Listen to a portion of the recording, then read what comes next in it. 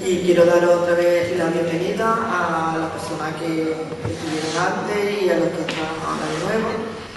Y quería informarle que desafortunadamente Alicia Domínguez no puede estar con nosotros, que nos vamos a perder la conferencia de Alicia Domínguez, una lástima, porque bueno, el trabajo que ha realizado Alicia Domínguez es estupendo. Estuvimos precisamente ayer, José Aquiles Petengui estuvo hablando sobre el tema y realmente de verdad merece la pena conocer la labor y el trabajo de esta señora, ¿no? Y bueno, pero sí tengo a mi lado, ¿no? Afortunadamente sí tengo a mi lado a don Fernando Soto, comisario de la Memoria Histórica, y bueno, voy a cederle la palabra para que nos hable sobre el trabajo que está realizando y los meses que lleva, porque es un trabajo que lleva pocos meses, creo que de hace un año aproximadamente. Así que le doy la palabra a Fernando para que nos cuente en qué consiste ese trabajo, y luego tendremos un coloquio en el que podréis preguntarle todo lo que queráis sobre el tema. Bueno, pues buenas tardes. A partir de entrada, que yo parto de la idea de que en un coloquio no hay preguntas impertinentes, que en todo caso puede haber respuestas imbéciles, y que yo estoy abierto a contestar a mi manera a la pregunta que cualquiera me quiera hacer en ese sentido al final del coloquio. El comisario para la recuperación de la memoria histórica en Andalucía, lógicamente, no es un especialista en historia. Yo tenía aquí un saludo para Alicia, no ha podido ser, porque gente como Alicia y otros muchos son los que nos están facilitando la base material para poder seguir trabajando en estas cuestiones. Yo no soy un especialista en memoria histórica, pero como cada hijo de vecino, tengo mi memoria particular. Y mi memoria particular enlaza aquí ahora mismo de una manera muy emocionada con un matrimonio, con una pareja, Pepe y María, Pepe de la Rosa, un hombre al que conocí hace ya, creo que más de 40 años, militando entonces los dos en el Partido Comunista de España, y una inoportuna intervención de la policía política nos dio al traste con una buena organización partidaria que teníamos en Jerez, Puerto Santa María, San Lucas y algunos otros lugares. Pepe tuvo la suerte, entre comillas, de poderse exilar y no pasó por la cárcel. No sé si alguna vez pasaste por la comisaría. Pero yo guardo, esos son casi los inicios nuestros en el movimiento obrero. Entonces estábamos, él en la banca, yo en el metal en Sevilla, tratando de hacer un nuevo movimiento obrero, lo que luego fueron las comisiones obreras. Y claro, me lo encuentro aquí ahora, después de 40 años, porque, bueno, no nos vimos en Francia, perdón, 30 años. Pues resulta que me reverdece muchas ideas y muchos compromisos que adquirimos juntos. Yo sí os quiero decir que a fecha de hoy el comisario se ha reunido ya uno a uno por provincia con aproximadamente, para no exagerar, el 90% de las asociaciones sobre memoria histórica que hay en Andalucía. Con ellos estuvimos en Cádiz hace un mes aproximadamente. Y yo hice esto con la intención de conocer a fondo la problemática y, lo más importante, saber cuáles eran sus expectativas de trabajo, porque solamente así podremos conocer las necesidades económicas que puedan hacer realidad dichas actuaciones. Porque no le demos vuelta. Aquí el problema que hay es que hay asociaciones muy voluntariosas, pero falta de medios económicos. Y yo no he querido presentarle al Gobierno de Andalucía ningún presupuesto ficticio, sino he querido preguntarle a ellos en qué cantidades serían capaces, digamos, no de malgastar, sino de gastar de manera productiva en estos temas a lo largo de este año, que sería lo más inmediato, y ver la perspectiva del futuro. Yo creo que me ha permitido hacer bastante buenas amistades en este conjunto de personas. Siempre habrá alguno que salga descontento. Yo recuerdo por ahí que tuvimos allí. Bueno, lo que yo digo con esto es que muy pronto dispondremos de una radiografía completa, cuantificada y pormenorizada que es lo que tenemos que reclamar al nuevo gobierno de Andalucía. Tenemos localizada a lo largo de esta tarea de prospección más de una decena de tareas absolutamente necesarias, desde las prospecciones para localizar de verdad dónde hay una fosa común, las exhumaciones, algún que otro monumento, investigaciones, publicaciones, que como decíamos antes va a ser el reto del nuevo gobierno. Pero yo os quiero decir que hasta ahora el gobierno andaluz, pese a las carencias en este tema, y no es ningún pelote, se coloca en el primer lugar de todas las autonomías. Y yo voy a dar aquí una referencia demostrando que eso es así. Solamente existe formalmente una autonomía, que dispone ya de una dirección general dedicada a esto. Ahora mismo tiene 20 o 22 personas en Cataluña, y nosotros aquí, entre lo que yo vengo haciendo he venido haciendo desde la Consejería de Presidencia y lo que se ha venido haciendo desde Justicia, pues puedo sumar 7 personas trabajando. Pero los catalanes venden mejor que nosotros estas cosas y ya tienen su dirección general correspondiente, pero no tienen las cosas, por ejemplo, el mapa de fosas, importantísimo, para saber dónde leche hay que buscar, lo prevé la nueva ley de la memoria histórica, y sin embargo aquí en Andalucía ya lo tenemos hecho. Los catalanes no, por poner un ejemplo. Entonces, para no distraerlos mucho, mira, la Junta de Andalucía empezó desde el 1 de enero del 2001 con indemnizaciones para las privaciones de libertad a partir de los 3 años. A continuación se hizo otra convocatoria un poquito más años más tarde para darle incluso una indemnización a aquellas personas que demostraban haber estado, si acaso, 3 meses o algo más en la cárcel. Hay otro decreto sobre coordinación de actuaciones que hace una definición de la memoria histórica y prevé la creación de un comité técnico, etc. Hay una orden de la Consejería de Justicia que sigue en vigor del 31 de mayo de 2004, que se cerró el plazo para la presentación de las peticiones el 15 de abril de este mes, para regulando las subvenciones a ayuntamientos y entidades sin ánimo de lucro. Hay una comisión entre diferentes consejerías para coordinar los esfuerzos. Y el día 22 de febrero de 2005 se crea la figura del comisario para la recuperación de la memoria histórica. Yo soy el segundo que ocupa este lugar.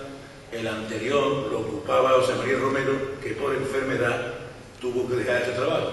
En las dos ocasiones, la Junta de Andalucía, el perfil que ha buscado para esta figura del comisario ha sido de alguien emparentado de cerca con la represión.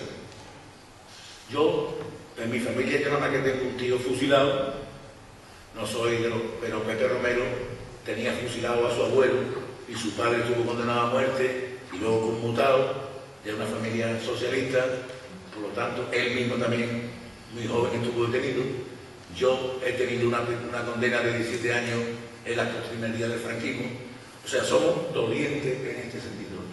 No han buscado a un técnico, han buscado a alguien que se crea estos temas, que de todo se puede aprender, aunque te coja ya un poquito mayor, ¿no? Y las tareas del comisario hasta ahora pueden sintetizarse así: impulsar, coordinar y formular propuestas tendentes a articular el conjunto de iniciativas que en esta materia se produzcan, siendo miembros de esa comisión departamental. Con esos instrumentos, que yo este documento lo voy a dejar aquí porque lo vais a publicar, con estos instrumentos someramente seleccionados, enumeramos a continuación la materialización de las tareas impulsadas por la Junta de Andalucía en estos años. Quiero señalar de entrada 4 proyectos en ejecución, o algunos ya terminados. Uno, el mapa de fosa a la que me he hecho referencia. El segundo, otro proyecto titulado Todos los nombres, para colgar en las páginas de internet toda la información disponible de las personas fusiladas, represaliadas y perseguidas por el franquismo. El otro, la puesta en marcha de un centro documental de la recuperación de la memoria histórica en lo que era la casa museo de Blas Infante entre Coria del Río y Puebla del Río. Y por otra parte, un estudio sobre los tribunales de responsabilidades políticas. Bien, el proyecto sobre los tribunales de responsabilidad política nos parece interesante. Es un estudio sobre la actuación de estos tribunales de jurisdicción especial creados por el aparato represivo del franquismo, encaminado en mayor medida hacia la depuración y represión administrativa y económica sobre las personas no adeptas al nuevo régimen, instalado en virtud de la sublevación del 36. Este proyecto científico lo ha realizado mediante convenio con la Universidad de Almería, Cádiz, Córdoba, toda la Universidad de Sevilla, de Andalucía, e incluso la Pablo Lavide. La aportación económica de la Consejería de Justicia para este proyecto fue de 315.000 euros a través de subvenciones a las universidades. El Centro de Documentación de la Memoria Histórica, en el que se está trabajando en ello, tiene un presupuesto de 80.000 euros una vez terminado el edificio. El proyecto Todos los Nombres consiste básicamente en la creación de un archivo informatizado en el que se relacionan todas aquellas personas represaliadas y desaparecidas durante la Guerra Civil y la posguerra por la acción de la fuerza sublevada y el régimen dictatorial que le sucedió. Para la creación de Todos los Nombres, la Consejería de Justicia suscribió un convenio de colaboración con la Universidad Pablo Lavide y la Fundación del Monte y la Asociación Andaluza de Memoria Histórica y Justicia. En ese convenio, la Consejería de Justicia ha conseguido una subvención de 70.000 euros en la organización de los participantes. En cuanto al programa del mapa de fosas, que es el más determinante de todo este trabajo, la Consejería concedió una subvención por valor de 440.000 euros a distintas entidades sin ánimo de lucro, vuestras asociaciones, y por un valor de 440.000 euros, más otro de 96.000 euros destinadas a las universidades para que homogenizaran el trabajo y fuera más manejable hoy día con los procedimientos informáticos que tenemos. Aparte de estos 4 proyectos, merece la pena señalar el estudio Los deportados andaluces en el estado de excepción del 69, mediante un proyecto que presentó la Fundación de Estudios Sindicales de Comisiones Obreras de Andalucía y que ha sido subvencionado con 32.000 euros.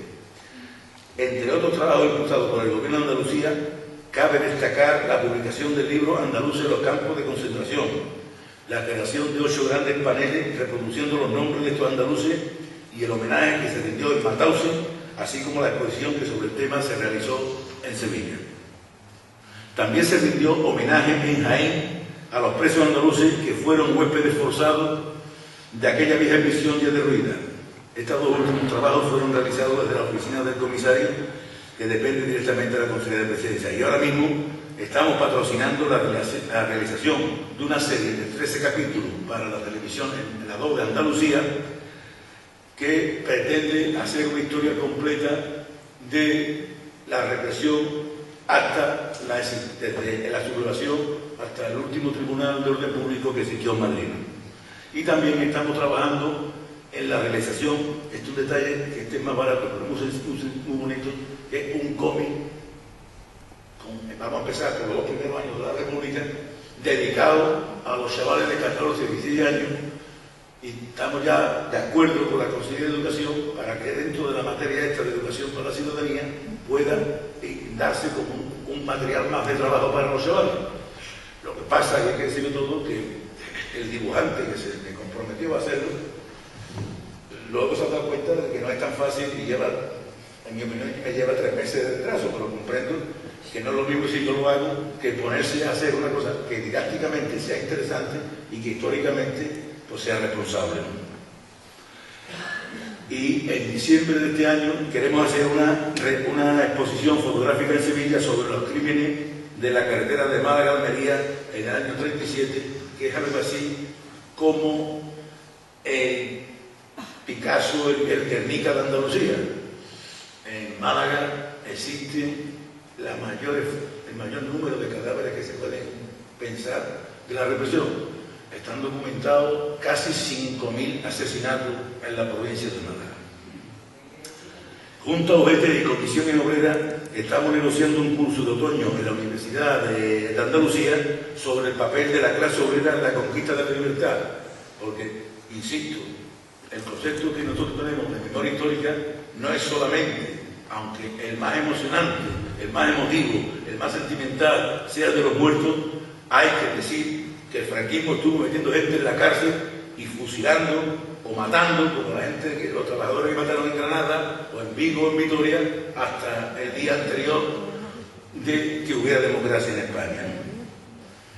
Y como decía de Málaga, un proyecto excepcional para exhumar más de 4.000 restos humanos en el viejo cementerio de San Rafael en Málaga, cuenta a la fecha de hoy con una subvención de 160.000 euros a cargo de la Consejería de Presencia. Quiero decirle aquí que aquí hay un fenómeno curioso. Generalmente estamos encontrando dificultades en ayuntamientos que gobierna el PP para ejecutar tareas de estas cuestiones. Y es un problema gordo, gravísimo, porque el territorio municipal, por ejemplo, un cementerio, allí no se mueve una mosca si el ayuntamiento no lo autoriza. Eso está en las leyes, está autonomía municipal plena, y sería muy difícil forzar, a no ser mediante ganar un juicio, hacer alguna cosa en el ayuntamiento que no esté de acuerdo el ayuntamiento para hacerlo. Pues bien, en Málaga gobierna el PP, y por lo que quiera que sea, dígase que aquello es un viejo cementerio ya en desuso y que su futuro es un parque y una gran variedad de residenciales, etcétera, etcétera, la cuestión es que el ayuntamiento está participando, no solamente en un puesto inconveniente, sino que participa también con una cantidad similar a la que está aportando la Junta de Andalucía y la que aporta el Gobierno de Madrid. En cuanto a las subvenciones que actualmente concede la Consejería, como yo decía al principio, para investigación, difusión y monumentos, tanto ayuntamientos como entidades sin ánimo de lucro, cabría señalar que las seleccionadas en el curso anterior se aproximan el gasto anual a unos 400.000 euros, y en esa más o menos medida es el que se está dando cada año. Ahora bien, aparte de lo que podríamos denominar grandes números, no podemos olvidar que desde la oficina del comisario se atiende a un sinfín de peticiones individualizadas, personalizadas, que obligan a una constante tarea de atención a los ciudadanos. Nuestro compromiso reside, hasta ahora, no tanto en prometer una solución a la demanda, sino en adquirir el compromiso serio y responsable de trabajar por una solución adecuada.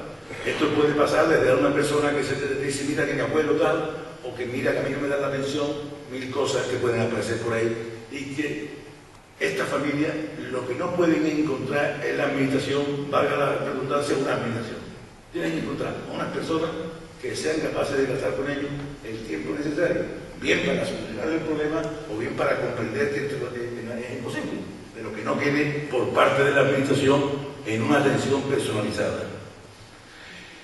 Y como colofón de esta iniciativa del gobierno, voy a destacar una que es muy simple.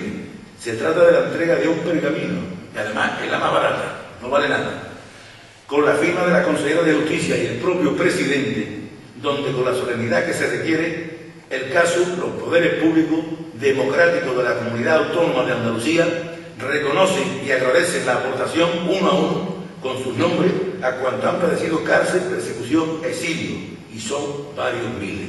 Es un pergamino muy digno que yo, las veces que he tenido oportunidad de entregar algunos a la familia o al propio deudo, siempre resulta bastante emocionante. En definitiva, hombre, son diversas consejerías las que participan ahí, pero normalmente esto fundamentalmente ha venido recayendo entre Justicia y Presidencia. Pero también la Consejería de Educación, este octubre pasado, hizo en Granada un homenaje a los maestros y maestras andaluces represaliados por el franquismo, que son muchos y de una gran calidad humana y personal, y resultó también una cosa muy bonita y muy emotiva, y aquí las cosas emotivas tienen un valor importante.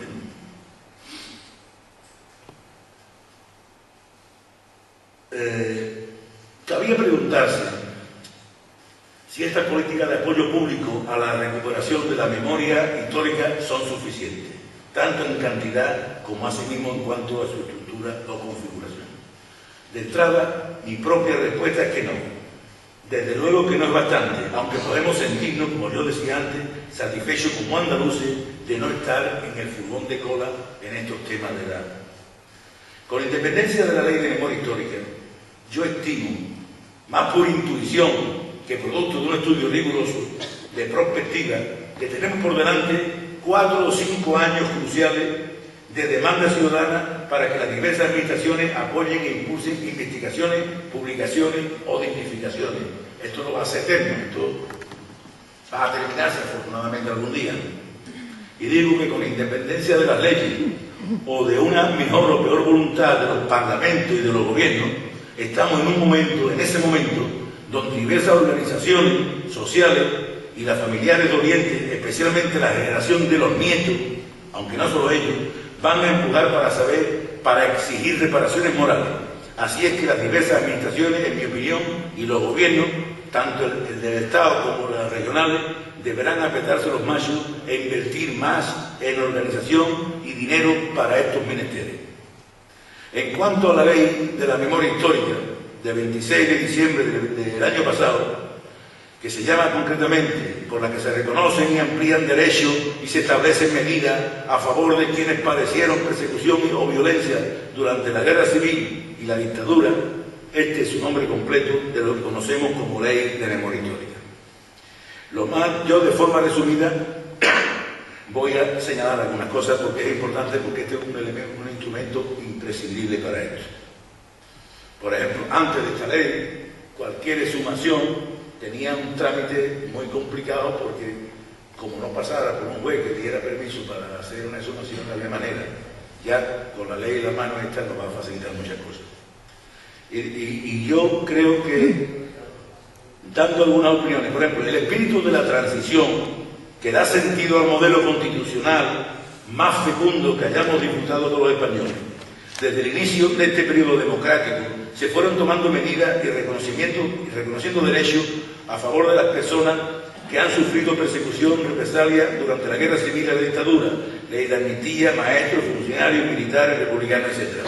Por ejemplo, Pepe y yo y otros muchos, pues se nos readmiten el trabajo y el Estado pagó los 4, 6, 8 años que estuvimos despedidos, pagó las cotizaciones nuestras a la Seguridad Social, de manera que cuando llega la hora de nuestra jubilación no tuviéramos esas carencias, o el reconocimiento a los militares republicanos, en fin, una serie de medidas que se fueron dando, o la primera compensación en tiempos de Felipe González por años de guerra, que ahora, como yo decía antes, en aquel momento fue para los que tenían 65 años cumplidos, y después ya la autonomía andaluza lo completó con el conjunto de la gente que había estado en la cárcel.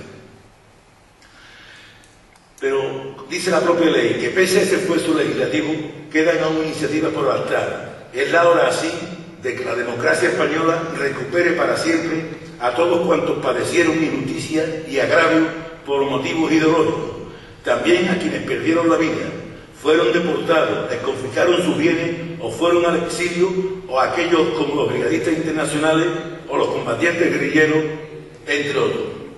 La ley sienta la base para que los poderes públicos lleven a cabo políticas educativas y culturales dirigidas a un más pleno conocimiento de nuestro pasado reciente.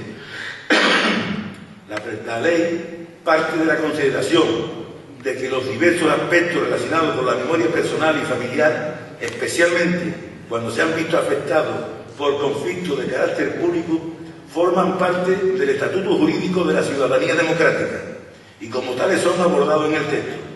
Se reconoce en este sentido un derecho individual a la memoria personal y familiar de cada ciudadano, que encuentra su primera manifestación en la ley en el reconocimiento general que en la misma se proclama en el artículo 2. En efecto, en este precepto se hace una proclamación general del carácter injusto de todas las condenas, sanciones y expresiones de violencia personal producidas por motivos inequívocamente políticos e ideológicos durante la guerra civil, así como las que por las mismas razones tuvieron lugar a lo largo de la dictadura. Dicho en plan coloquial, cuando a mí me detienen, son unos mangantes los que me detienen, según la ley esta. No era autoridad, eran unos mangantes con uniforme, o unos mangantes con toga, o unos costaleros, unos funcionarios de prisiones que eran igualmente mangantes. El digno era yo, o éramos los que estábamos en esas condiciones. Eso es lo que viene un poco a reconocer, o bastante a reconocer, esta nueva ley. Esta declaración general, contenida en el artículo 2, se complementa con la previsión de un procedimiento específico para obtener una declaración personal. O sea, que si la familia en cuestión no le parece suficiente esto, se puede dirigir al Ministerio de Justicia diciendo, oiga, quiero un documento que diga que mi padre era un ciudadano de primera, valga la expresión, ¿no? Y que no era un maleante ni otra cosa por el estilo. Eso es una petición personal. Yo, os lo digo sinceramente, yo con la declaración general, yo personalmente me siento satisfecho, aunque cada uno puede hacer de su capa un sayo. En el artículo 3 de la ley se declara la ilegitimidad de los tribunales, jurados u órganos de cualquier naturaleza administrativa, creados con vulneración de las más elementales garantías del derecho a un proceso justo, así como la ilegitimidad de las sanciones y condenas de carácter personal impuestas por motivos políticos, ideológicos o de creencia religiosa. Se subraya así de forma inequívoca la carencia actual de vigencia jurídica de aquellas disposiciones y resoluciones contrarias a los derechos humanos y se contribuye a la rehabilitación moral de quienes sufrieron tan injustas sanciones y condenas. En este sentido, la ley incluye una disposición derogatoria que de forma expresa priva de vigencia jurídica a aquellas normas dictadas bajo la dictadura, manifiestamente represoras y contrarias a los derechos fundamentales, con el doble objetivo de proclamar su formal expulsión del ordenamiento jurídico e impedir su invocación por cualquier autoridad administrativa o judicial. O sea, que de aquí para atrás te podías encontrar un juez que te tergiversara las cosas y no pasaba nada. Hoy el juez no puede hacer uso de decir, oiga, es que aquello era legal. No, aquello era ilegal. Y por tanto procede usted en consecuencia, ¿no?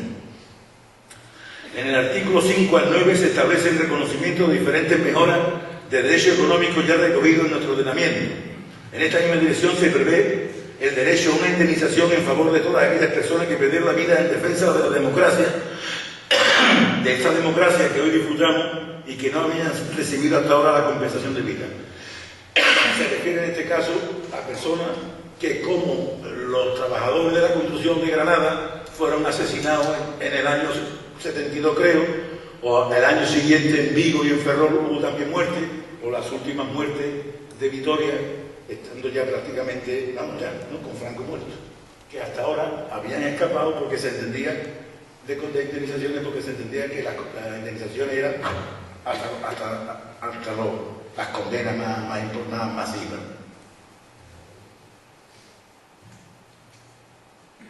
Se recogen también diversos preceptos, como el artículo 11 al 14, que atendiendo también en este ámbito a una muy legítima demanda de no pocos ciudadanos que ignoran el paradero de sus familiares, que viene ya el tema más concreto de esto, algunos, aún en fosas comunes, se prevén medidas e instrumentos para que la administración pública facilite a los interesados que lo soliciten las tareas de localización y, en su caso, identificación de los desaparecidos como última prueba de respeto hacia ellos. Esto es lo que más afecta en este caso a lo que estamos hablando. Se establece asimismo una serie de medidas, artículos 15 y 16, en relación con los símbolos y monumentos conmemorativos de la guerra civil o de la dictadura, sustentada en el principio de evitar toda exaltación de la sublevación militar, de la guerra civil y de la represión de la dictadura. Bueno, pues curiosamente hemos mandado una circular a los casi 800 ayuntamientos que hay en Andalucía.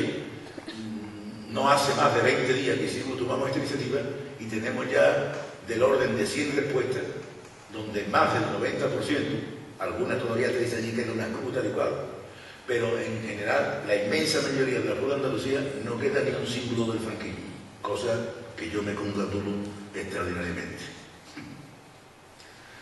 El legislador, y voy a terminar, considera de justicia hacer un doble reconocimiento singularizado. En primer lugar, a los voluntarios integrantes de las brigadas internacionales, a los que se les permitirá acceder a la nacionalidad española sin necesidad de que renuncien a la que ostentan hasta este momento.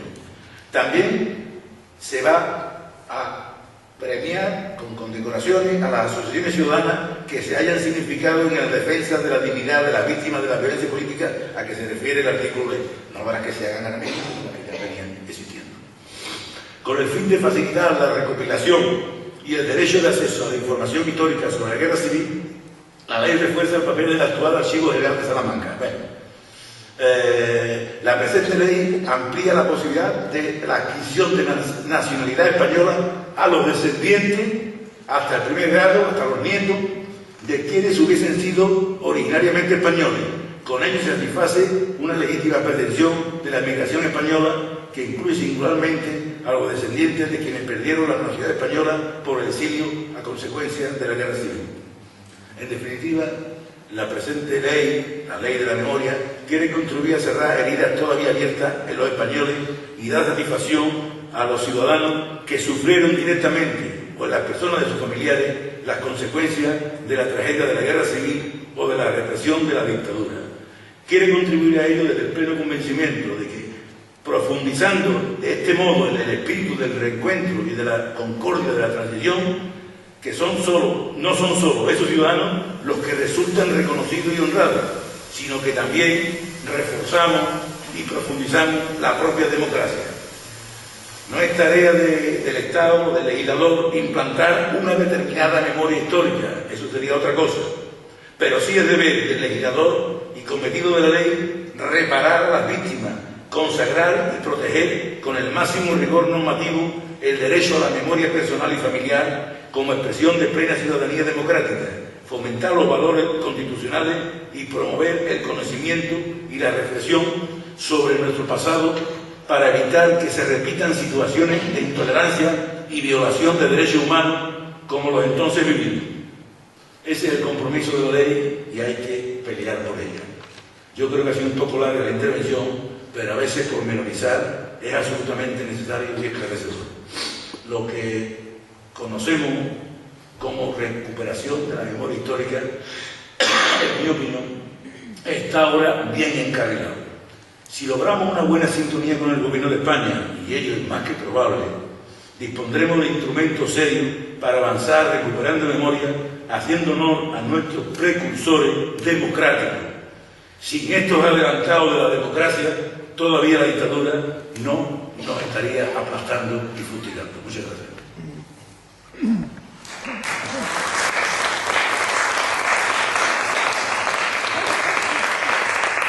Ahora paso al coloquio.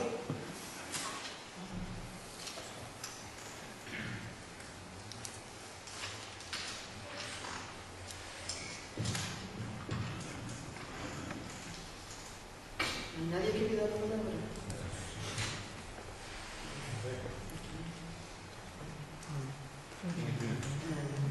Creo que... ¿O Luis? Sí.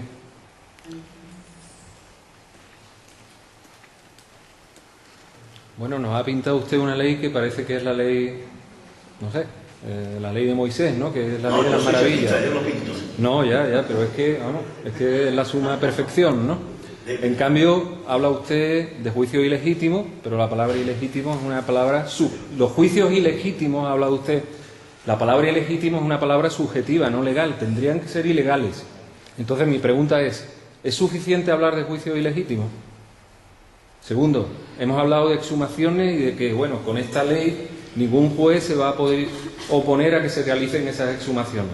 Sin embargo, todos los que trabajamos en alguna asociación sabemos que nada más que hay trabas y que estas trabas incluso llegan hasta los mismos familiares. Yo, sin ir más lejos, hace 3 semanas estuve en un cementerio, en el cementerio de Cádiz de San José, donde un nieto pidió que se le exhumaran los restos de su abuelo. Entonces la encargada del cementerio lo primero que le hizo fue decir, va a costar 500 euros, lo cual no debía ser así, ¿no? Este hombre se asesoró y evidentemente no donó o no dio esos 500 euros, pero esa fue la primera respuesta que le dieron. Y luego él no pudo asistir a la exhumación, yo sí asistí, y bueno, no cuadraba el registro con el número de cuerpos que estaban allí. Por lo tanto, no se sabía quién era Francisco Jiménez, que era la persona que se estaba buscando. Pues bien, no tuvieron la menor vergüenza, el menor rebozo en darle un paquete con huesos que no eran de su abuelo. Entonces, la verdad, yo esta ley sí la veo positivo el hecho de que se haya promulgado, pero no son las 7 maravillas. Esta ley es un punto de partida, digamos que rompe un poco una línea de silencio, pero tiene muchos puntos oscuros. A mi modo de ver hay 2 puntos entre los más importantes, hay 2 puntos oscuros, que son, primero, ¿por qué no se declaran ilegales esos juicios? ¿Qué es lo que tiene fuerza legal? Y en segundo lugar, ¿por qué el Estado no se hace cargo de las exhumaciones y facilita esas exhumaciones. Y no tienen que ser las familias o no tienen que ser las asociaciones las que tienen que estar promoviéndolas, suplicando que se haga. Bueno, a mí, yo sí he pintado un panorama idílico, de entrada pido perdón, porque no ha sido esa mi intención. Yo puedo poner más o menos calor en las expresiones, pero yo digo que tenemos un instrumento que no vale. Ya podría decir valioso, pero también un rojo. Yo he dicho que yo no voy a pedir una rectificación personal, que me siento ya suficientemente y públicamente dignificado. Yo me he considerado siempre digno, no tengo ese problema, pero frente a los demás me considero dignificado. Por lo tanto, lo de ilegítimos o ilegales está bien para que nos vayamos a un recinto universitario, a la Facultad de Derecho, y tengamos allí una discusión profunda y sesuda en eso. Pero si todas esas leyes son ilegítimas, está claro, como yo he dicho hace un momento, que los maleantes eran con o sin uniforme los que a mí me detuvieron, o los que fusilaron al padre fulano de Mengano. Por lo tanto, podemos seguir teniendo esa discusión. Creo que es una discusión académica, es una discusión que no aporta prácticamente nada en la práctica a esta cuestión. Entonces, por otra parte, el Estado, yo quiero que lo piensen ustedes. En Alemania termina la guerra y al día siguiente de ser aplastado el fascismo hay un gobierno democrático, ¿vale?, formado por los aliados, etcétera, que el mayor interés que tiene es jurar por su madre que allí nadie es fascista y que por lo tanto vamos a condenar a los fascistas, Goer y compañía. Y así se celebra, en ese ambiente se celebran los juicios de Nuremberg y compañía, y se hace una depuración total, aunque luego se escaparon mucha gente, pero bueno, eso es un modelo en el que mucha gente suspira por hacer, pero en España no. En España hay que poner los pies en el suelo. Si queremos hacer cosas positivas, emotivas, como queramos, hay que tener siempre los pies en el suelo. En España, entre la sublevación y cuando hemos considerado o hemos podido madurar esto, han pasado 60 años, con una trayectoria muy complicada. Porque no solamente perdimos la guerra, lo peor es que perdimos una posguerra de 40 años.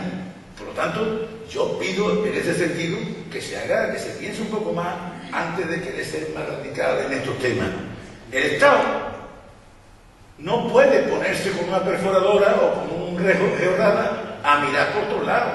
El Estado lo que prevé con esta ley es, primero, tener un mapa de fuerza. Que un mapa de fuerza pasa por ir preguntando por los pueblos a todo bicho viviente dónde estaban, dónde pusieron estar y localizándolo. Con este trabajo de rastreo y con algún otro procedimiento, digamos, de archivística, etc., así como se ha ido construyendo el mapa de fosa. Pues bien, el mapa de fosa que prevé la ley estatal está hecho en Andalucía. ¿Vale? Yo no pinto ninguna cosa idílica, digo las cosas tal como están. En cuanto a las exhumaciones, concretamente, el Estado no va a hacer nada que no soliciten los familiares, porque hay para todo. Hay para todo. Hay muchas familias, un porcentaje no despreciable, que no quieren que esto se mueva y tienen muerto de ellos. Y por lo tanto, el caso de la familia de García Lorca está claro, es muy llamativo, y por lo tanto el Estado no puede forzar la voluntad de la ciudadanía y decir, pues sí, pues voy a sacar a todos los muertos. No, pero ustedes, ciudadanos, mediante su acción personal y fundamentalmente a través de las asociaciones de memoria histórica, el Estado va a poner, porque todavía queda por desarrollar reglamentariamente la ley, y los mecanismos suficientes para que se puedan subvencionar tipos de trabajo como este. Yo os pongo el ejemplo más adelantado que hay en Andalucía, es el de Málaga, en el que se ha gastado ya mucho dinero, que si lo traducéis a peseta es importante, y llevamos todo. Tenemos ahora mismo en Málaga 1.800 y pico de cajas con restos humanos. Todavía allí la asociación de familiares pues dice, cuando saquemos el último muerto, sabemos que están todas nuestras familias ya sacadas de aquí y no vamos a recurrir al ADN ni cosas por el estilo, porque lo que queremos es esto. En otros lugares pues se plantea la necesidad de un reconocimiento familiar. con la problemática que ello lleva, que de la mejor de los 20 muertos que saquemos de una fosa, puede que sean 3 familiares los que pidan esto. Si por casualidad las 3 primeras muestras se corresponden con los familiares vivos, pues mira que bien, pero si no, habrá que hacer otra serie de cuestiones. Bien, entonces en este aspecto el Estado y la Junta va a trabajar a demanda de los familiares y de las asociaciones. Otra cosa es la capacidad que tengan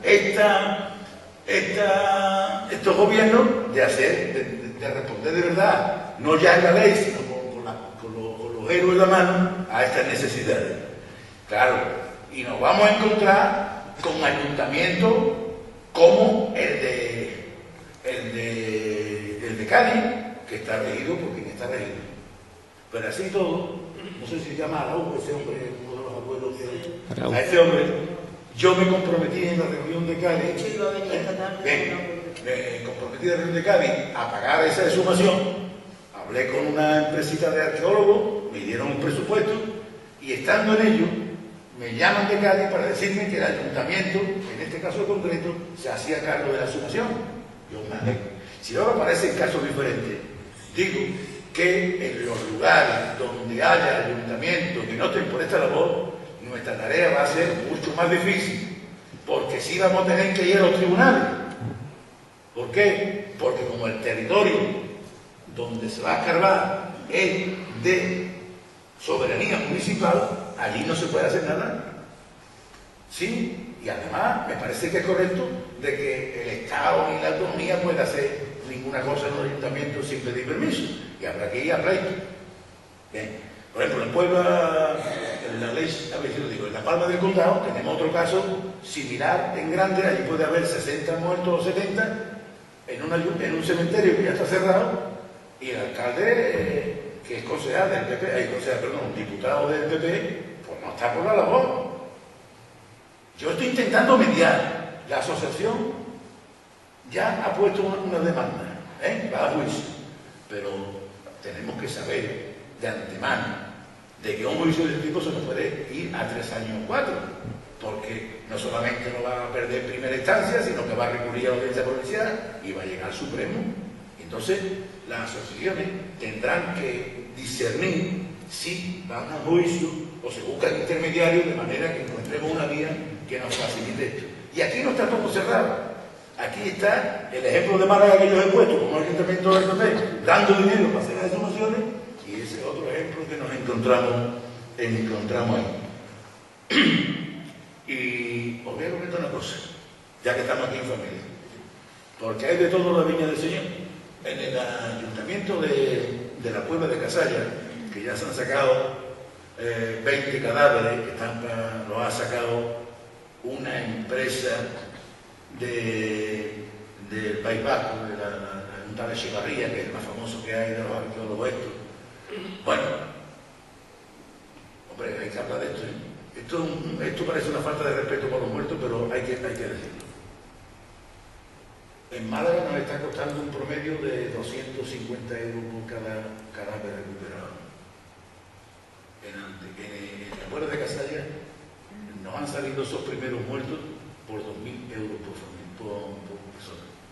El dinero público hay que gastarlo y tendremos que promover entre todos, las asociaciones, el gobierno de Andalucía, crear grupos de arqueólogos aquí que no tengan que venir del País Vasco, que cooperen universitarios que todavía no han terminado la carrera, de manera que hagamos un poco más factible esta factura. Y la anécdota. Para hacer un convenio, en la mayoría de las veces procuramos que el ayuntamiento también participe. Primero, porque se brinda, y segundo, porque es una garantía legal de que no va a haber un inconveniente una vez que... Bueno, pues el ayuntamiento de la Puebla de Casalla está gobernado por Izquierda Unida, que no tiene en general Izquierda Unida no tiene ningún inconveniente en esto, al revés, más bien es un impulso. Ya veis lo que está ahí en Sevilla ahora mismo con el nombre de las calles, con todo ello. Bueno, pues cuando yo le digo al alcalde que pongan, que sea, mientras que nosotros pongamos 40.000 euros, el gobierno ha puesto de Madrid otros 40.000, que ponga 8 o 10.000 euros, me dice que no, que no puede, que él pone una excavadora. Digo, hombre, claro, es que si tú pones 10.000 euros para esto, te puede venir cualquier esquinado de algún barrio de tu pueblo y te va a decir, claro, que aquí está la cañería rota y te lo va a gastar en esto.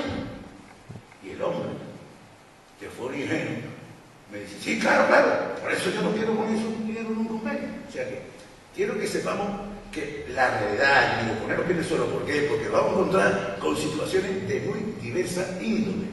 Aquí en Jerez, y ya me estoy alargando mucho, ¿cómo se llama la Rufo? ¿Esto cómo se llama? El Marrufo, pues ahí tenemos pendiente una reunión con los ayuntamientos limítrofes y ver un poco qué hacemos con eso, que también será una de esas cosas complicadas de realizar. Pero repito, de verdad, yo no he querido pintar ninguna solución ilícita, le he puesto un poco de calor a esto, pero no sigo pensando que hay muchas dificultades. Pero la sociedad, termino yo de verdad ahora, si pintamos la sociedad que llegue de aquí hasta esquina, tenemos que ser conscientes de que aquí hay un 10 o un 15% de familias y de personas que estamos en estos líos, que en aquella esquina hay una cantidad similar de fascistas y gente pendenciera que están queriendo otra vez engañar, y el conjunto de la sociedad que ni le va ni le viene, que está, bueno, que no ve nada, pero que tampoco lo va a ver bien. Sabiendo eso, en ese terreno es el que yo políticamente quiero que nos movamos, porque si no nos equivocamos. Por ejemplo, si un ayuntamiento te pone inconveniente, es muy difícil que tú le ganes ese pulso en este tema haciéndole una manifestación, que muchas veces tienen que venir los compañeros de otro pueblo, porque si no, no estaría ese alcalde allí en este pueblo. Entonces que tengamos, yo pido sensatez, incluso para ser revolucionario hay que ser muy sensato. Pues sí, hay que tener la cabeza fría por lo menos. Y yo quería comentar algo antes de pasar la palabra. Es que hay varias personas que han pedido la palabra. Quería comentar que, bueno, yo en esta jornada hemos echado falta a muchas personas que no han estado aquí, familiares,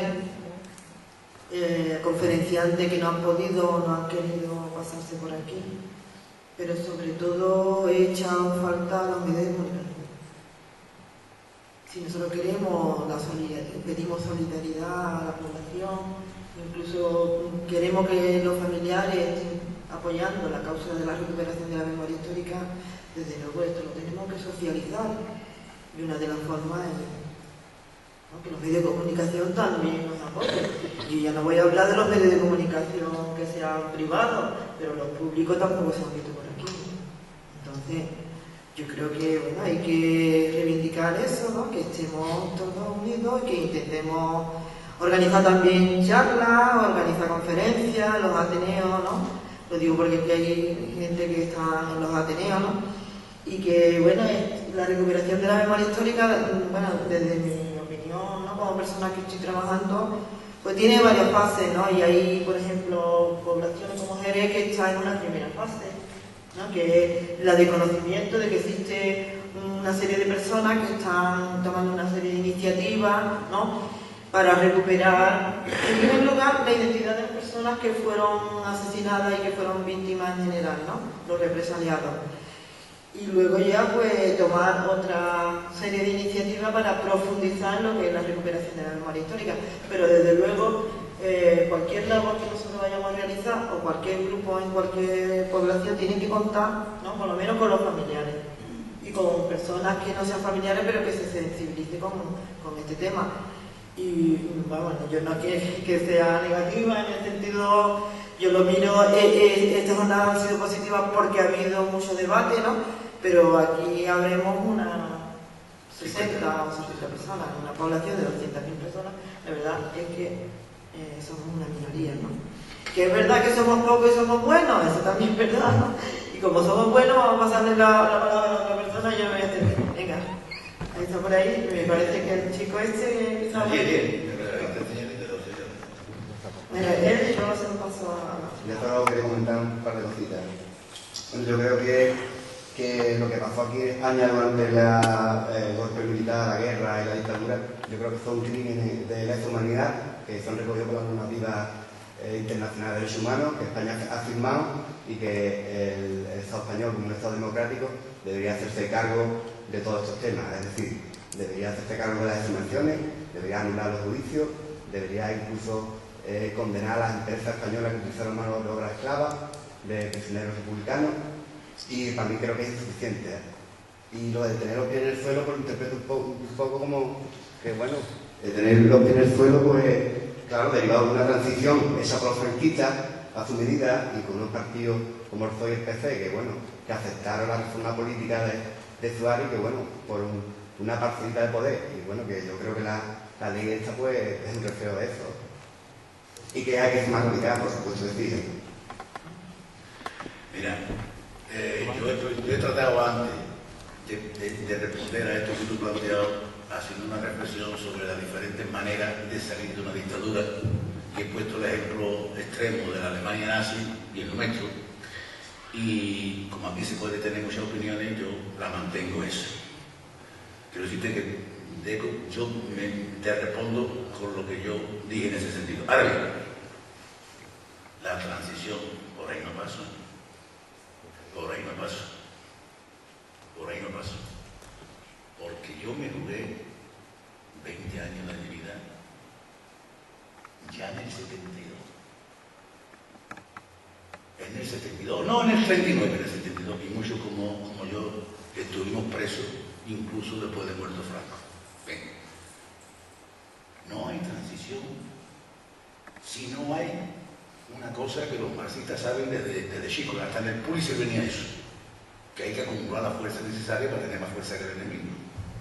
Y en este país, si queríamos ganar la democracia, tuvimos que hacerla como lo hicimos. Y no porque no hicimos dejación de nada. Pero además voy a decir una cosa, los hijos de los fusilados, que en el 77 y 78 estaban de verdad comprometidos con algo, no vinieron nunca a decir, oye, que en cuanto ganemos democracia, que buscamos a mi padre, ¿no? Porque eran conscientes de que su aportación entonces era fortalecer la democracia. Era fortalecer la democracia.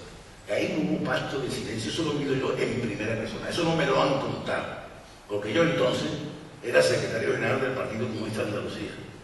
Yo estaba en el grupo parlamentario socialista comunista entonces, las 2 primeras legislaturas, y me la han jugado para que en España haya democracia. Y así todo, todavía el 23 de febrero del 81, hubo un grotesco intento de golpe de Estado que nos costó a punto. A mí, si mi mujer se vuelve atrás y te verá que era sonriente, te insulta. Te lo digo para que lo tengas en cuenta como mi mujer y mi mujer te insulta. Porque esa sonrisa cínica es de no haber estado comprometido nunca con nada y se te va la fuerza por la boca, compañero. Perdóname, yo no estoy jugando tu lucha, yo estoy jugando tu lucha Yo eso de la transición no lo admito, porque es un ataque rastrero a la gente que estuvimos ahí jugándonos la vida o jugándonos la libertad para que los jóvenes pudieran hoy estar en un periodo de democracia el mayor y más extenso que ha tenido España en toda su historia. Me cago en 10. No, ahí, por ahí no lo admito yo, por otras cosas, pero eso... Estoy contigo porque yo creo que el proceso de transición fue hecho por una gente y no fue hecho por el pueblo. Sí, hombre, ahora, que admito que es verdad, que ustedes lucharon y que hubo un montón de obreros y gente que luchó, claro que no lo voy a admitir. Claro. Entonces, ¿quién hizo la presión? Pero joder, es que no entendéis, es que para hacer las cosas en política primero hay que ganar y hay que tener fuerza para hacerlas. Los gobiernos no hacen lo que les da la gana, hacen lo que pueden. Y el que no entiende eso, pues se va la fuerza por la boca y se puede ir a una tasca y ponerse a rajar o a una tertulia y decir lo que le dé la gana. Pero no intente, en un sitio serio como este, mantener la idea de que en España hubo gente que olvidó a los muertos. Yo no olvidé jamás a esos muertos, pero yo no podía hacer nada por esos muertos. Lo he hecho cuando he podido. Ese es el problema. Cuando hay una etapa democrática consolidada, con una historia ya de 30 años detrás, viene, afortunadamente, esa generación de los nietos diciendo, me calle en 10, yo quiero recuperar el cadáver de mi abuelo. Y digo, bendito sea tu gloria. Lo que pasa es que conozco también gente que vivió toda esta época y que piensa igual que yo. Que no somos solo los jóvenes los que pensamos eso, ¿no? Pero no lo piensan los que estuvimos pringados, lo piensan los que no estuvieron pringados, los que vieron las toros desde la barrera. Pero muchachos, ¿cómo quiere que te diga que en el año 76, poco antes de la democracia, de haber las primeras elecciones sindicales, el movimiento obrero hizo el mayor esfuerzo que ha hecho en toda su historia? ¿Y sabe cuánta gente se llamó a la calle a lo largo de 76 y primeros meses de 77? Pues 1.200.000 o 1.300.000 personas. Y estábamos a tope. Y con eso conseguimos, si no la ruptura, si el paso de una... ¿Y qué? Bueno, pero hombre, que por favor, estamos aquí a tener una discusión de este tipo de los amigos. No estoy de acuerdo con que me desprecien de esa forma a la gente joven. Yo no he visto. Vamos a ver. Por favor, pida la palabra. Si yo he dicho, pero no te enteras que yo le doy homenaje a los jóvenes diciendo que benditos sean sus jóvenes que vengan a por la familia de su Vamos a pedir la palabra si no importa, ¿no? Mira, que la palabra la ha pedido Pepe delante, ¿no? Pepe tiene el micrófono. No importa. No, venga. En este caso tenemos que partir del dicho que los ancianos, los abuelos, han estado callados sabiendo. Los jóvenes nunca sabrán nada. Pero afortunadamente hay jóvenes que están implicados en saber. Y es lo que pasa. La memoria histórica hay que divulgarla más, no por ser al contrario. Yo estoy muy agradecido de todas las organizaciones que se ocupan de la memoria histórica, porque estáis haciendo lo que se puede, porque están las cosas muy limitadas. No nos fijamos en las limitaciones que tenemos tan bárbaras. En primer lugar, señores, queramos o no queramos. En segundo lugar, los Estados Unidos de Norteamérica. Señores, que no nos fijamos en esas cosas. Yo lo único que pretendo que se tenga en cuenta aquellas criaturitas, aquellos trabajadores, aquellos hombres de democracia. Vamos a meterlo a todos, los socialistas, los republicanos, izquierda republicana, los comunistas, todos, hasta los de la FAI y todos los usados por la república, a cada uno a su manera.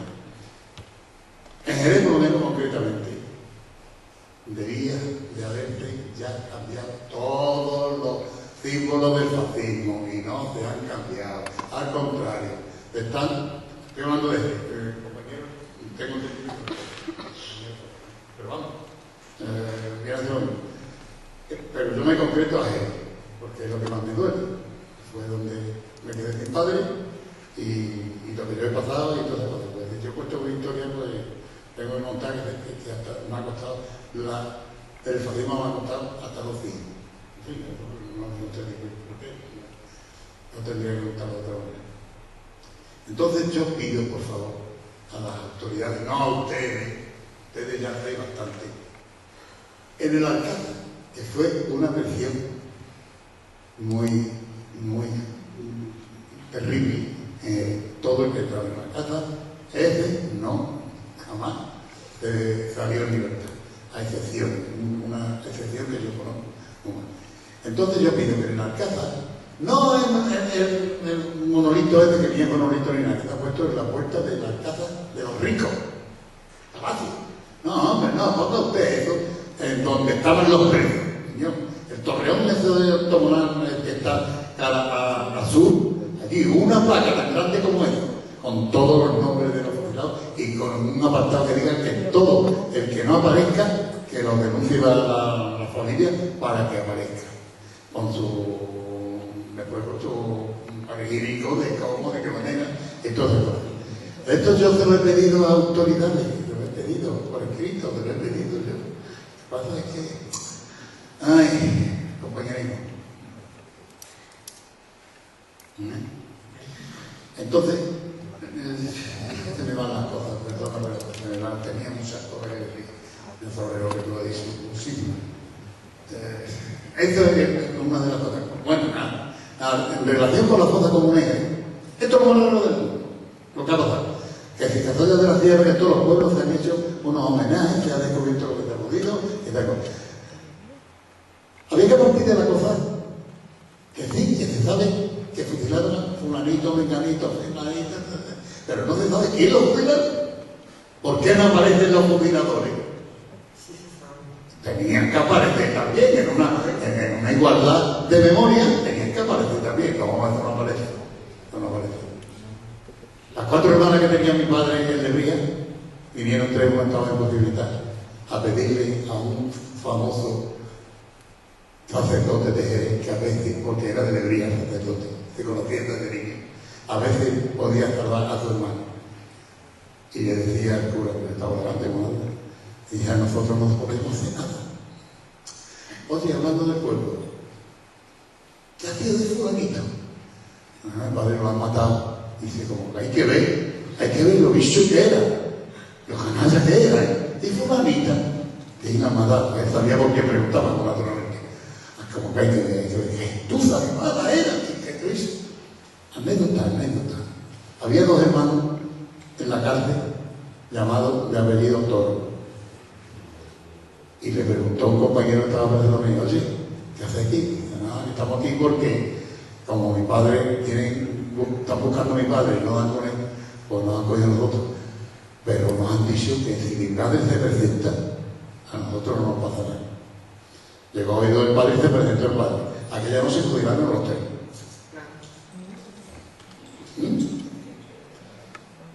Lo de las cosas como es, se tenía que haber hecho algo, un alcalde ya de la democracia, un alcalde de la democracia.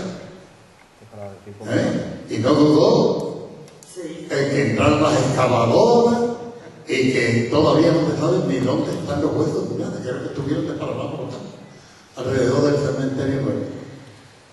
Allí había casi 800 cadáveres de fusilados de Jerez. Y algunos de la tierra que lo traían y lo fusilaban en un paredón olvidado que había cerca de la plaza de toros, de madrugada. Con tambores y todo, ya eso con tambores y todo, porque ya no estamos hablando del año 36. En fin, podría extenderme más, pero ya con esto me he demasiado. Por favor, le puedo pasar el micrófono a la chica que... Gracias. Tú no necesitas respuesta, tú no necesitas que te escuchemos y tú te escuches un ante, cariño. Yo quería aportar unos detalles en relación a los símbolos franquistas. Habla un poquito más. Quería aportar unos detalles en relación a los símbolos franquistas.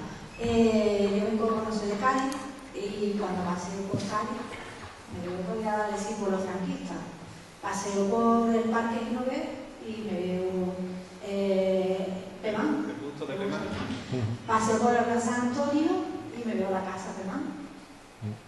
Si paso por la avenida, me veo el chalet de Varela, me veo el Parque de Varela.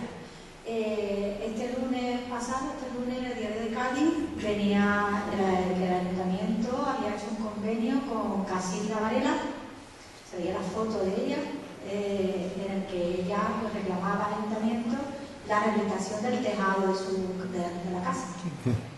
Y me pregunto yo, ¿cómo se puede permitir eso? Sé que el ayuntamiento para eso tiene total disponibilidad, pero ¿para qué sirve en ese caso la ley de memoria histórica? Si paseo por San Fernando, en el ayuntamiento, en la plaza del ayuntamiento, me veo una estatua ecuestre del general Varela.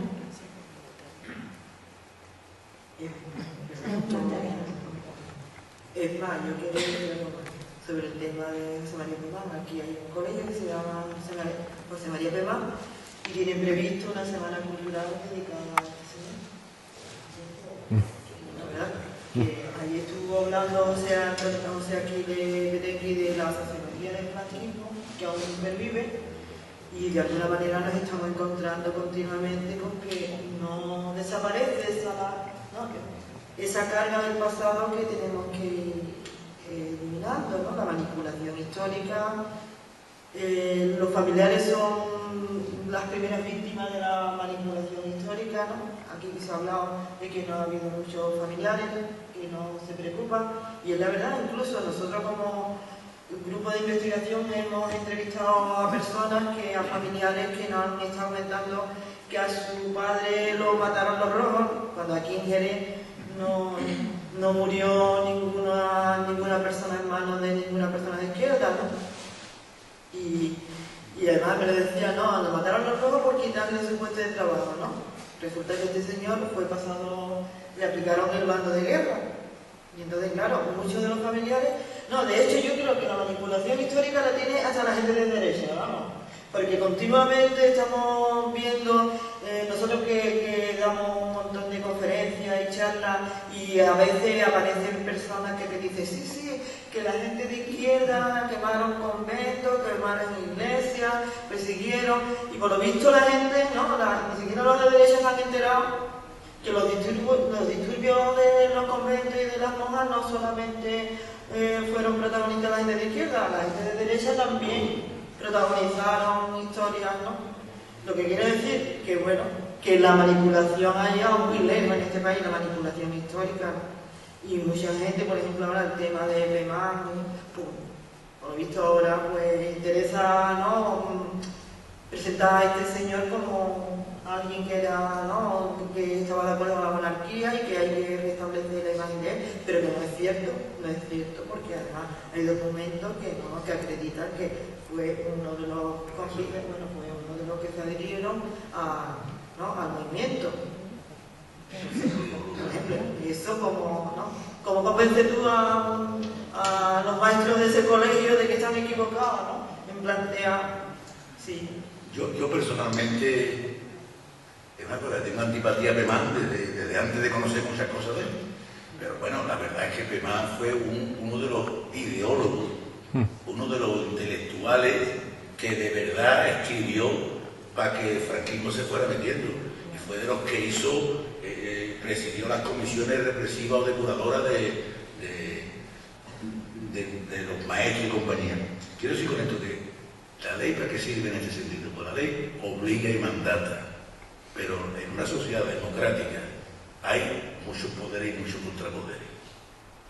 Habrá ayuntamientos, yo decía que el 90% de los ayuntamientos que me están contestando dice, aquí no hay ningún momento que tenga nada que ver con el franquismo. Uno que venía hoy, lo leí porque tenía 3 líneas, hay otro que lo explican con más, pero de aquí no queda nada del franquismo. Bueno, estupendo. Pero quien tiene la obligación legal de cambiar el nomenclátor de las calles de una ciudad es el ayuntamiento. Y en democracia, si hay solución para eso, aunque tarde 4 años, es que la mayoría de los ciudadanos quiten de ahí a esa alcaldesa, en este caso de Cádiz. Y yo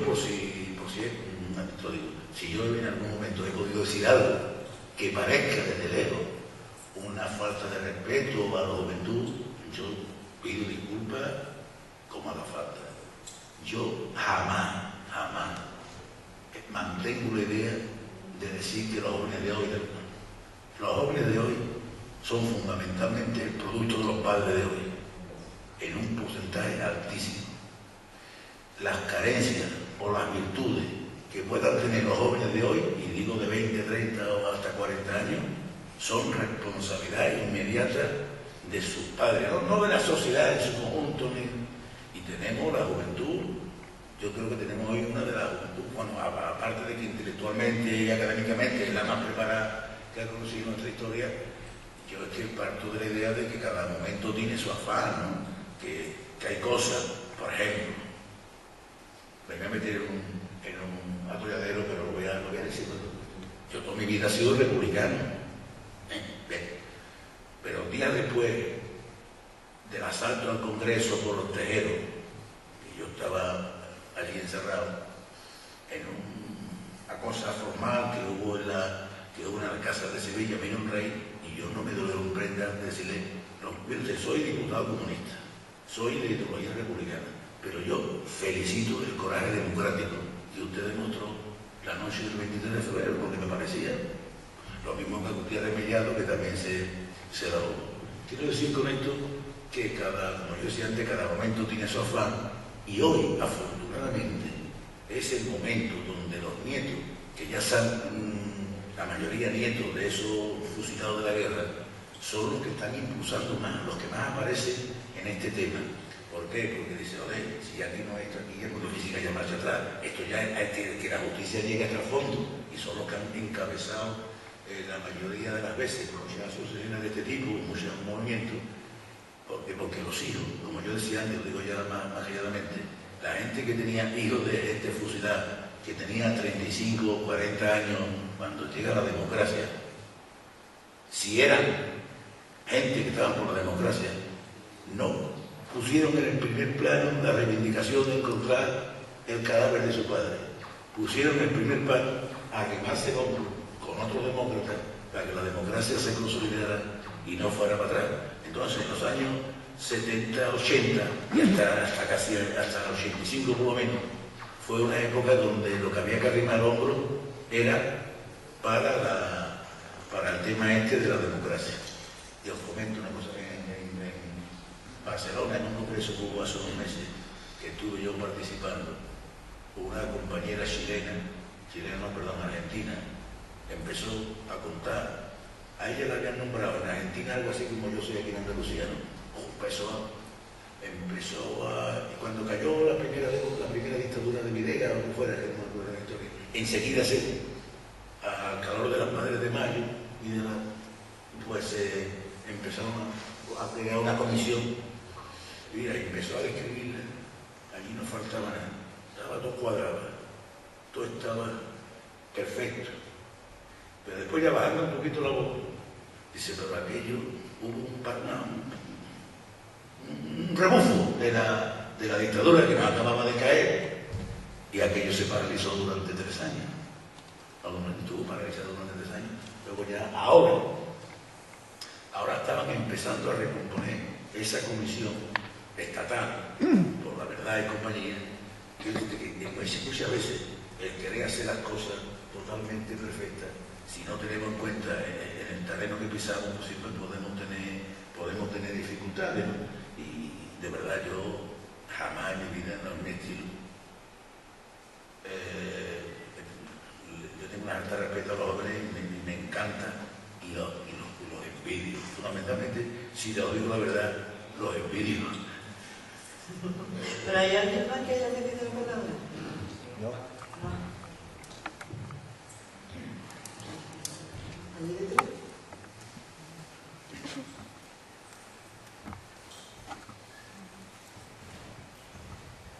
Mira, yo puedo estar de acuerdo contigo que efectivamente lo que han usado por la democracia, por lo que tú quieres, que en parte se lo debemos a ellos, por mi padre en la guerra.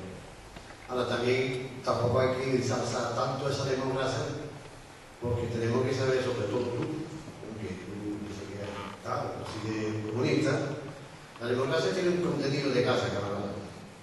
Y esta democracia es burguesa. Y de ahí las dificultades de intentar solucionar problemas de memoria histórica, porque a ellos no les interesa. A la gente le interesa electoralmente, sí. Pero si no, no le interesa tanto. Si no, tendría que haber hecho un curso antes, porque los otros días vino un alemán en una tertulia de Canal Sur y dice, yo no entiendo que España ha tenido que esperar tantos años que nosotros al día siguiente de la guerra, pues enseguida nos procesamos los responsables, los criminales. No todos, porque todavía hay muchos en España que están escondidos.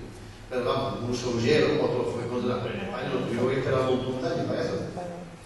Por lo tanto, y también hay que saber una cosa, que si hubo democracia también porque le interesa una parte importante de la burguesía capitalista española, porque veía todas las cosas se daban de lo que estaba fabricando.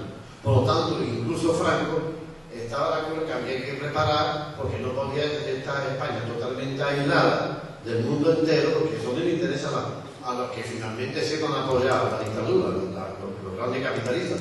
Pero cuando le conviene, no. Claro, la fuerza de también, la lucha también ayudaba, pero no nos olvidemos de ninguna manera que eso le interesaba en parte, ¿no? En parte importante, ¿no? Porque si no, y porque también lo que es que ya estaba de culo, que ya esto no funcionaba para nada, y que finalmente había que abrir la cosa y también dar un semblante de democracia con contenido burgués, como toda la democracia burguesa de Europa y del mundo entero, democracia burguesa.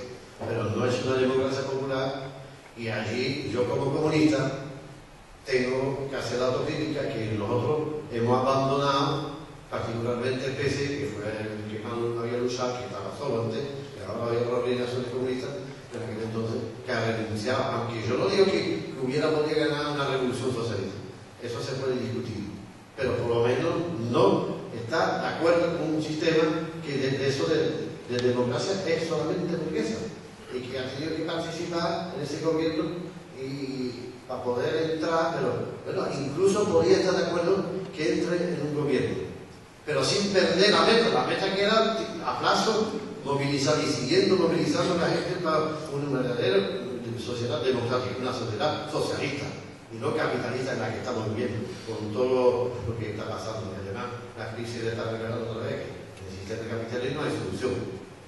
Hay momentos que se va para adelante porque hay un boom de la construcción, pero es una economía artificialmente sostenible. Y entonces, ¿qué pasa? Que volvemos otra vez la crisis. Por eso no quería decir más nada. Sí, hay un señor allí detrás que sea breve, por favor. Mira, muy breve. Yo no entiendo de la ley dos cosas. Una, ¿por qué no se anulan todos los juicios? Absolutamente todos, es muy fácil. Es decir, no existieron esos juicios. En principio nos decían que los culpables no son los que fueron llevados, sino los que llevaban, y que había que cambiar por posiblemente anular todos esos juicios. Y otra cosa que no entiendo es cuando habla de los símbolos, que se quitarán todos los símbolos, salvo, y dice concretamente, los artísticos religiosos.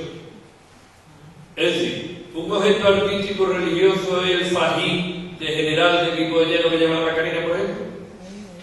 ¿Se le va a quitar a la Macarena el fajín de general o los objetos religiosos de qué? Vamos a ver, conforme que la Iglesia apoyó esta cruzada al franquismo, pero ¿qué símbolos cabalgan entre los dos? ¿Qué símbolos son los que hay que respetar de la Iglesia y no se van a quitar? La palabra al chico y Elena, porque ya nos quedan solamente 5 minutos. Delante. Quedan 40 minutos.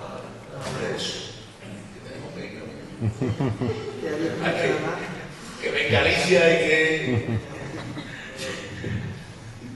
Bueno, no voy a hablar de la transición porque el dogma de la transición no se puede discutir, pero sí quería un poco retomar la pregunta que antes hizo el compañero entre la diferencia entre la ilegitimidad y la ilegalidad de los juicios, ¿no? Yo creo que sí hay una diferencia, ¿no? Y creo que, por ejemplo, si mi abuelo, por ejemplo, fue fusilado, y yo creo que la condena, por ejemplo, la condena a muerte, pues, se anule, sea ilegal, no tenga efecto.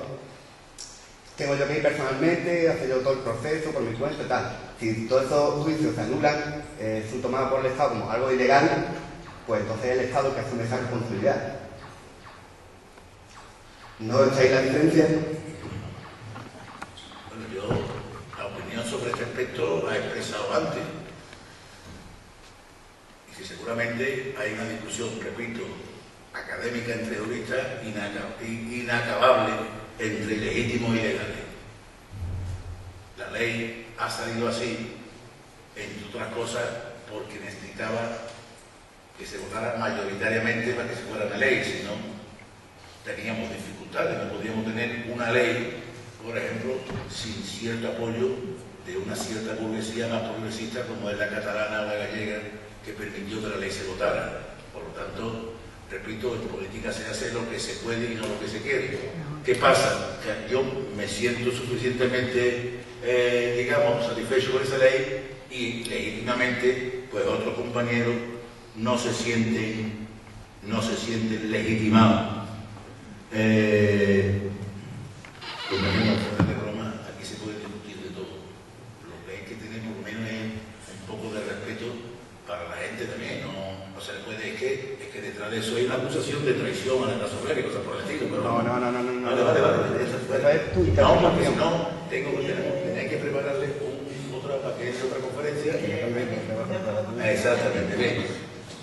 En cuanto a los artísticos religiosos, es verdad que ahí hay una problemática que seguramente habrá que recurrir a las comisiones provinciales de cultura para que designen qué es artístico o qué no. Ahí el gobierno se reserva una palanca, que es la posibilidad de retirar subvenciones a aquellas instituciones, dígase la Iglesia en este caso, que no cumplan con la ley. Se reserva la posibilidad. Lo que pasa es que el ejemplo que tú has puesto del Fajín es si no está en la ley. No está en la ley porque no está público y notorio, no está en medio de la calle. Está dentro de un convento, de una iglesia, que es un espacio privado. Un día al año pasea por todo Sevilla. Pero bueno, primero, yo creo que no sale eso. Pero lo que sí os quiero decir, que a mí no, yo si quiere el país, yo con no veía la Semana Santa de bastante, pero vamos, es que el problema es un problema del ámbito totalmente religioso. O sea, una cofradía que tiene muchos miles de seguidores, no se plantea quitarle el país y quemarlo. Pues será el problema de la iglesia. ¿Comprendéis? Y habrá que pedirle a nuestros amigos que sean cristianos, que sean católicos, que sean apostólicos, oye, joder, no te da vergüenza a ti que siga saliendo la Virgen de la Macarena. Esa es la única solución que tiene eso. Eso no puede contemplarse en la ley. Pero en fin, vale como ejemplo de la serie de dificultades que hay, ¿no? Y termino. Mientras más la tiene, más la mancha. Termino con la disertación de que un compañero por allí detrás, que seguramente algún tiempo hemos ser militante ambos del PC en un momento determinado, por la explicación que ha dado, que no tiene nada que ver con las cosas que estamos hablando aquí, pero que se agradece, es la opinión que tiene. En el mundo que yo sepa hoy día, la democracia tiene ese contenido que desde el punto de vista marxista hemos siempre dicho burguesa, pero esa democracia es absolutamente, yo os digo, que con la Constitución española en la mano, si tenemos mayoría absoluta para hacer nacionalizaciones, y todo se puede hacer con la ley en la mano, pero digo, hay que tener 12 o 14 millones de votos que estén dispuestos a hacer esas cosas, para que la democracia no sea burguesa y sea una democracia socialista que por desgracia, para mi desgracia y para la tuya, pues no hemos sido capaces de abrirle camino en el mundo a una sola democracia que no esté pasando por un periodo democrático burgués. Pero ay amigos, ¿cuántos países del mundo quisieran tener el grado de prestaciones sociales que hoy hay en Europa? Es que eso no vale. Pues yo recuerdo que es una parte importante de la plusvalía que Marx y el marxismo nos enseñó mucho a ver cómo era el elemento determinante de la acumulación capitalista, hablando de burguesía y compañía, que hoy, vía pensiones, vía carretera, vía medicina, vía colegio, no maneja ya el capitalismo y maneja el Estado social y de derecho de manera progresiva, y eso tiene un valor. Y hay gente que no tiene ya esa reflexión que tú te haces, que yo respeto mucho, pero que yo hoy día pues no comparto. Y Franco, ¿verdad? Que fue amigo de Franco desde el año... Franco, estando haciendo la guerra, ya tenía amigos entre los burgueses del mundo, porque el petróleo que usó Franco se lo pasaron los americanos y los ingleses, no solamente los alemanes y los italianos, sino los gobiernos ingleses y los gobiernos americanos. Y toda la política de no intervención no es nada más que otra amenaza para que el fascismo pudiera invadir España y paralizara a las democracias occidentales que en principio podían tener cierta simpatía con nosotros. Pero en fin, así es la vida. Tenemos hoy posibilidades. Yo repito, con la democracia que tenemos hoy podemos ir a donde queramos, pero con una condición, de que la mayoría sepa la urna quién tiene que votar, amigo. No hay un voto que valga más que otro. Todos los votos son iguales. Y si nos conseguimos tener esa mayoría, pues bueno, habrá que seguir bregando. Bueno, muchas gracias por todo. Ya de pedirlo. Yo quería hacer un comentario sobre el tema de los símbolos y de la banda de equipo de Llano, ¿no? Que sí que habrá miles de cofrades que estén en esa cofradía. Yo digo que la banda dentro de la iglesia podría seguir, pero fuera no tendría por qué seguir, porque ya no es ámbito privado. No, ya. Sí, pero hace poco algunos de nosotros estuvimos en una jornada organizada por el obispado y los cofrades aquí, y en síntesis, bueno, después de todas las barbaridades que dijeron allí, llegaron a la conclusión que la gente de izquierda teníamos que pedir perdón a la iglesia por la persecución que era equiparable al genocidio nazi y a la persecución de los romanos, que la gente de izquierda teníamos que pedir perdón, y yo... Bueno, ya hay gente mató. Pero yo desde aquí quiero decir una cosa, que yo como persona de izquierda no voy a pedir perdón nunca, y tampoco voy a olvidar. Y espero que vosotros los que estéis aquí tampoco olvidéis, ¿no? Todos los horrores que han pasado a las víctimas, y que bueno, espero que el año que viene, ¿no? Os agradezco vuestra presencia, y espero que el año que viene estemos otra vez en la tercera jornada, que también estén más personas, los que han faltado en esta ocasión no falten en la próxima jornada, y que bueno, y que agradezco mucho al señor Fernando Soto su amable colaboración, y también al resto de todos los conferenciantes que han participado en esta ocasión. Muchas gracias a todos y hasta pronto.